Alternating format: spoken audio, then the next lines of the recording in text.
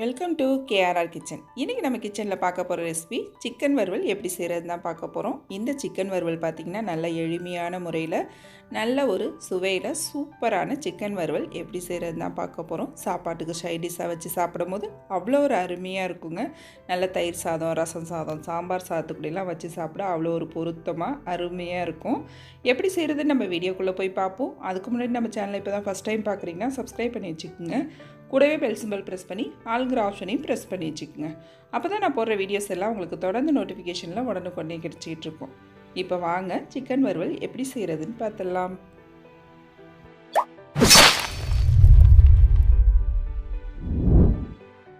இன்றைக்கி சிக்கன் வறுவல் செய்கிறதுக்கு பார்த்திங்கன்னா 1/2 கிலோ அளவுக்கு சிக்கன் எடுத்து க்ளீன் பண்ணி எடுத்து வச்சுருக்கேன். கொஞ்சம் எலும்பு இருக்கிற மாதிரி தான் நான் சிக்கன் எடுத்திருக்கேன். நீங்கள் வேணால் போன்லெஸ் சிக்கனில் கூட இந்த சிக்கன் வறுவல் செய்யலாம். ரெண்டுமே டேஸ்ட்டு ரொம்ப நல்லாயிருக்கும். இப்போ எப்படி செய்கிறதுன்னு பார்ப்போம் வாங்க. இப்போ சிக்கன் வறுவல் செய்கிறதுக்கு அடுப்பில் ஒரு கடாய் வச்சுருக்கேன். இதில் ஒரு 4 டேபிள் ஸ்பூன் அளவுக்கு எண்ணெய் சேர்த்துக்கிறேன். நல்லா எண்ணெயிலே சிக்கனை வதக்கிட்டு செய்யும் போது பார்த்திங்கன்னா டேஸ்ட்டு ரொம்ப அருமையாக இருக்குங்க. அதனால் இந்த சிக்கன் வறுவலுக்கு கொஞ்சம் எண்ணெய் தேவைப்படும். ஒரு 4 டேபிள் ஸ்பூன் அளவுக்கு சேர்த்துக்குங்க. இப்போ இதுக்கு தாளிப்புன்னு பார்த்திங்கன்னா ஒரு சின்ன துண்டு பட்டை, கொஞ்சம் சோம்பு, ஒரு கிராம்பு, ஒரு ஏலக்காய், ஒரு அன்னாசிப்பூ, கொஞ்சம் கல்பாசி சேர்த்துருக்கேன். இது எல்லாத்தையும் சேர்த்து நல்லா பொரிய விட்டுக்குங்க. இப்போ மசாலா ஜாமான் எல்லாம் நல்லா பொரிஞ்சு வந்ததுக்கப்புறம் பார்த்திங்கன்னா இதில் ஒரு 15 சின்ன வெங்காயம் கட் பண்ணி வச்சுருக்கேன். அப்புறம் ஒரு பெரிய வெங்காயம் பொடுசாக கட் பண்ணி வச்சுருக்கேன். இந்த வறுவலுக்கு 2 வெங்காயமும் சேர்த்து நம்ம வதக்கிட்டு செய்யும் போது அது ஒரு தனி ருசியாக இருக்கும். கண்டிப்பாக 2 வெங்காயமும் சேர்த்து செய்யுங்க. இப்போ வெங்காயம் சேர்த்ததுக்கப்புறம் பார்த்திங்கன்னா இந்த வெங்காயம் நல்லா வதங்கி வரட்டும். ஒரு பாதி அளவுக்கு நிறம் மாறி வரட்டும். இந்த அளவுக்கு வந்ததுக்கப்புறம் பார்த்திங்கன்னா இதில் 1/2 டீஸ்பூன் அளவுக்கு இஞ்சி பூண்டு பேஸ்ட்டு சேர்த்துக்கிறேன். இஞ்சி பூண்டு பேஸ்ட்டு சேர்த்து ஒரு 2 செகண்டுக்கு அதோட பச்சை வாடை போகிற வரைக்கும் நம்ம வதக்கி விட்டுக்குவோம். இது கூடவே 2 வரமிளகாய் கிள்ளி வச்சுருக்கேன், அதையும் சேர்த்துக்கிறேன். இந்த வரமிளகாயோட ஃப்ளேவரும் இந்த சிக்கன் வறுவலுக்கு ரொம்ப அருமையாக இருக்குங்க. இப்போ எல்லாத்தையும் சேர்த்து நல்லா வதக்கிக்குவோம். இஞ்சி பூண்டு வதங்கினதுக்கப்புறம் பார்த்திங்கன்னா ஒரு தக்காளி பழம் கட் பண்ணி வச்சுருக்கேன், அதையும் சேர்த்துக்கிறேன். தக்காளி அதிகமாக சேர்க்கக்கூடாது. ஒரு பழம் சேர்த்தோம்னா போதும். அதுவுமே மீடியம் சைஸில் உள்ளது தான் நான் கட் பண்ணி வச்சுருக்கேன்.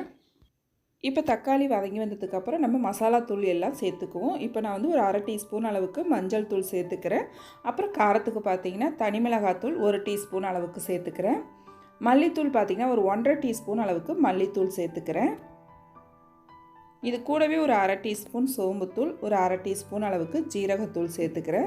இப்போ எல்லா தூள் சேர்த்ததுக்கப்புறம் நல்லா கலந்து விட்டுருவோம். இது கூடவே பார்த்திங்கன்னா ஒரு 1/2 டீஸ்பூன் அளவுக்கு காஷ்மீரி சில்லி பவுடர் சேர்த்துருக்கேன். இது கலருக்காக தான் சேர்க்குறேன், இருந்தால் சேர்த்துக்குங்க, அப்படி இல்லைன்னா தேவையில்லை. அதுக்கப்புறம் பார்த்திங்கன்னா இந்த சிக்கனுக்கு தேவையான அளவு உப்பும் சேர்த்து நல்லா வதக்கி விட்டுக்குவோம். இந்த தூள் எல்லாம் சேர்க்குறப்ப பார்த்திங்கன்னா அடுப்பை சிம்மில் வச்சுக்குங்க. ஒரு 2 செகண்ட் மட்டும் கலந்து விட்டுருங்க. இப்போ இதில் நம்ம கழுவி வச்சுருக்க சிக்கனை சேர்த்துக்குவோம். இப்போ இந்த மசாலா கூட அந்த சிக்கனை சேர்த்து நல்லா ஒரு 5 நிமிஷத்துக்கு வதக்கி விடுங்க. நல்லா அந்த மசாலா சிக்கன் எல்லாம் நல்லா ஒன்று கலந்து வரணும். வதக்கிக்கிட்டே இருக்கும் போது பார்த்திங்கன்னா அதுலேருந்து நல்லா எண்ணெய் பிரிஞ்சு வரும். அது வரைக்கும் நல்லா வதக்கிக்குங்க. இப்போ சிக்கன் பார்த்திங்கன்னா நல்லா இந்த அளவுக்கு ஒரு 5 நிமிஷத்துக்கு வதக்கினதுக்கு அப்புறம் இதை ஒரு மூடி போட்டு இன்னொரு 10 நிமிஷத்துக்கு வேக வச்சுக்குங்க. இதில் தண்ணிலாம் எதுவும் சேர்க்க போகிறதில்ல. நம்ம இந்த எண்ணெயிலேயே அந்த சிக்கனில் உள்ள தண்ணி விட்டு நல்லா வெந்து வரணும். தண்ணி எதுவும் சேர்க்க வேணாம். மூடி போட்டு நல்லா ஒரு 10 நிமிஷத்துக்கு வேக வைங்க. இப்போ பாருங்கள் சிக்கன்லேருந்து தண்ணி விட்டு சிக்கனும் நல்லா அருமையாக வெந்து வந்திருக்கும். இடையில ஒரு 2 தடவை நான் கலந்து விட்டுக்கிட்டேன். அதே போல் நீங்களும் வெந்துட்டு இருக்கும்போது இடையில ஒரு 2 தடவை கலந்து விடுங்க. மூடி போட்டு வேக வைக்கும் போது பார்த்திங்கன்னா அடுப்பை சிம்மில் வச்சு வேக வைங்க. அப்போ தான் சிக்கன் நல்லா நமக்கு சாஃப்டாக வெந்து வரும்.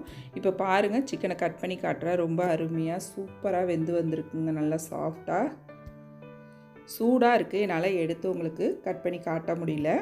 ஆனால் நல்லா அருமையாக சாஃப்டாக வெந்து வந்திருக்குங்க. சிக்கன் ரொம்ப சூப்பராகவும் இருக்கும் இது போல் நம்ம செய்யும் போது. இப்போ நல்லா வறுபட்டு வந்துருச்சு.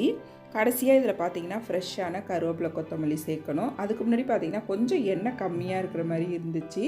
அதனால் 1 டீஸ்பூன் அளவுக்கு மட்டும் நான் எண்ணெய் சேர்த்துருக்கேன். இதிலே கருவேப்பிலை கொத்தமல்லி சேர்த்து நல்லா கலந்து கொடுத்துக்குங்க. கடைசியாக கருவேப்பிலை கொத்தமல்லி சேர்த்து நம்ம செய்யும் போது பார்த்திங்கன்னா அந்த ஃப்ளேவர் ரொம்ப அருமையாக இருக்கும். இப்போ இன்னொரு 5 நிமிஷத்துக்கு மட்டும் அடுப்பில் அப்படியே இருக்கட்டும். நல்லா ட்ரையாக ஆணுச்சு அப்படின்னா சாப்பாட்டு கூட வச்சு சாப்பிட ரொம்ப சூப்பராக இருக்குங்க. இதுக்கு மேலே நம்ம மூடி போட்டு வேக வைக்க வேணாம். ஓப்பன்லேயே ஒரு 5 நிமிஷத்துக்கு அப்படியே இருக்கட்டும். இதே உங்களுக்கு கிரேவி மாதிரி வேணும், கொஞ்சம் தொக்கு மாதிரி வேணும் அப்படின்னு நினச்சிங்கன்னா இதில் கொஞ்சமாக தேங்காய் பால் சேர்த்துட்டு கிரேவி மாதிரி செஞ்சிங்கன்னா நல்லா தளன்னு இருக்கும். சாப்பாட்டில் பிசைஞ்சு சாப்பிடும்போது டேஸ்ட்டு ரொம்ப அருமையாக இருக்கும். இப்போ கடைசியாக இறக்க போகிறப்ப ஒரு 1/2 டீஸ்பூன் அளவுக்கு மிளகுத்தூள் சேர்த்து நல்லா கலந்து விட்டுற வேண்டியதான். மிளகுத்தூள் கடைசியாக சேர்த்துக்குங்க. அப்போ தான் டேஸ்ட்டும் ஃப்ளேவரும் ரொம்ப அருமையாக இருக்கும். அவ்வளோதான், நம்மளோட சிக்கன் வறுவல் ரொம்ப சூப்பராக ரெடி ஆகிடுச்சிங்க. நீங்களும் இந்த சிக்கன் வறுவலை நான் இன்றைக்கி சொன்னது போல் ட்ரை பண்ணி பாருங்கள். எல்லா வகையான சாப்பாட்டுக்கும் சைடிஷாக வச்சு சாப்பிடும்போது அவ்வளோ ஒரு அருமையாக இருக்குங்க. கண்டிப்பாக ட்ரை பண்ணி பாருங்கள். ட்ரை பண்ணி பார்த்துட்டு எப்படி இருக்குன்னு எனக்கு கமெண்ட் பண்ணுங்கள். என்னோட இந்த ரெசிபி பிடிச்சிருந்ததுன்னா லைக் பண்ணுங்கள், ஷேர் பண்ணுங்கள். மறக்காமல் நம்ம கேஆர்ஆர் கிச்சனை சப்ஸ்கிரைப் பண்ணி வச்சுக்கோங்க. நாளைக்கு வேறொரு ரெசிபியோடு சந்திப்போம். Thanks for watching.